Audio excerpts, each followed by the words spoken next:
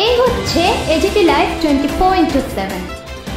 This is AGT Live 24/7. অনভিপ্রেত, দুঃখজনক, বলার ভাষা নেই যে ঘটনা জনগণের দ্বারা নির্বাচিত একটা সরকারের সঙ্গে করা হয়েছে প্রতিক্রিয়াশীল শক্তির দ্বারা। ভারত সরকার বা কোনো গণতান্ত্রিক সরকার সেটাকে সমর্থন করতে পারে না। আমরাও সেটাকে নিন্দা জানাচ্ছি, ধিক্কার জানাচ্ছি। প্রধানমন্ত্রী আবাসে ঢুকে, লোকসভার ভিতরে ঢুকে তালিবানি কায়দায় যে ধরনের জিনিস আমরা সোশ্যাল মিডিয়াতে বা টিভির পর্দায় দেখতে পেয়েছি, সেটা সভ্যতাকে সেখানে কালিমা লিপ্ত করেছে এবং বাঙালি জাতি সম্পর্কে, বাংলা সম্পর্কে, বাঙালি সম্পর্কে সারা বিশ্বের কাছে একটা নেতিবাচক বার্তা সেখানে প্রদান করেছে। তার থেকে উঠে আসা অনেক কষ্টকর হবে এবং বাঙালি জাতিকে তারা অনেক পেছনে ফেলে দেওয়ার একটা চক্রান্ত করেছে। যে শক্তি, প্রতিক্রিয়াশীল শক্তি, তারা যেটা করেছে, তা আমরা তীব্র ভাষায় ধিক্কার জানাচ্ছি, নিন্দা জানাচ্ছি।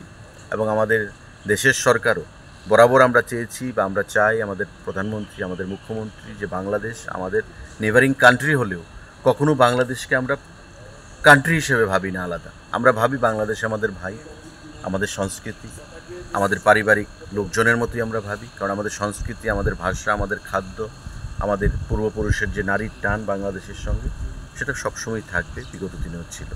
তো স্বাভাবিকভাবেই কাঁটাতারের বেড়া আমাদেরকে আলাদা করলেও আমাদের মানসিকভাবে, মনের দিক থেকে আমরা আলাদা নই। কিন্তু যে ঘটনাটা ঘটেছে সেটা একটা বৈদেশিক শক্তি কিছু মিলে ভারতবর্ষের সঙ্গে বাংলাদেশের যে সম্পর্ক, সেটাকে নষ্ট করার জন্য সে চক্রান্ত করেছে। সময় বলবে আগামী দিনে বাংলাদেশ এবং ভারতের সম্পর্ক কোথায় যাবে। কিন্তু আমরা বরাবর চাই যে বাংলা এবং ভারত বাংলার যে মৈত্রী, সেটা অটুট থাকুক, অক্ষুণ্ণ থাকুক এবং দুদেশের যে সম্প্রীতি 71-এর যুদ্ধ থেকে শুরু করে বর্তমান সময় পর্যন্ত ছিল, সেটা যেন আগামী দিনেও সামনের দিকে আমরা এগিয়ে নিয়ে যেতে পারি। আরেকটা বিষয় আপনার কাছে জানতে চাইবো, যেটা বহু প্রতীক্ষিত ভারত বাংলাদেশ মৈত্রী সেতু, যেটা সাবরুমে অবস্থিত, যেটাকে নর্থ ইস্টের গেটওয়ে বলা হচ্ছে।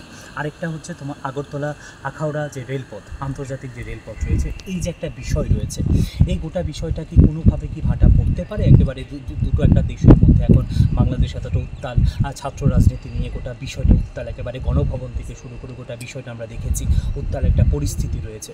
তো সেই জায়গায় দাঁড়িয়ে কি কোনোভাবে কি একটা দেখুন পড়তে পারে গোটা বিষয়? একটা ইন্টারিম গভর্নমেন্ট হবে বাংলাদেশে, যেটা দেখা যাচ্ছে। এই ইন্টারিম গভর্নমেন্টের পলিসি কী হবে তার উপর অনেকটা ডিপেন্ড করে। আমরা ভারতবর্ষ থেকে কখনো কোনো বৈদেশিক শক্তির সাথে নেতিবাচক ভূমিকা নিয়ে কখনো আমাদের দেশ এগোয়নি। আমাদের দেশ বরাবরই বলে, আমাদের সরকার, যে বসুধৈব কুটুম্বকম, the world is my family, সারা বিশ্ব আমার কুটুম্ব। আমার যেন কারোর সঙ্গে কোনো শত্রুতা না থাকে, সেটাই আমাদের লক্ষ্য। এখন বাংলাদেশকে ভাবতে হবে, বাংলাদেশের নতুন সরকারকে ভাবতে হবে যে তারা ভারতের সঙ্গে সম্পর্ককে কোন জায়গায় নিয়ে যেতে চায়। তো স্বাভাবিকভাবে এটা একটা কাঙ্ক্ষিত প্রজেক্ট, আখাউড়ার আমাদের যে নিশ্চিন্দপুর মানে রেল যে প্রজেক্ট, সাবরুমের মৈত্রী সেতু, সেখানে আইসিপি আছে, মৈত্রী সেতু শুরু হওয়ার কথা ছিল। আমাদের আগরতলা থেকে চিটাগং পর্যন্ত ইন্টারন্যাশনাল ফ্লাইট কানেক্টিভিটি, সমস্ত কিছু মনে হচ্ছে আপাত দৃষ্টিতে যে থমকে গেছে।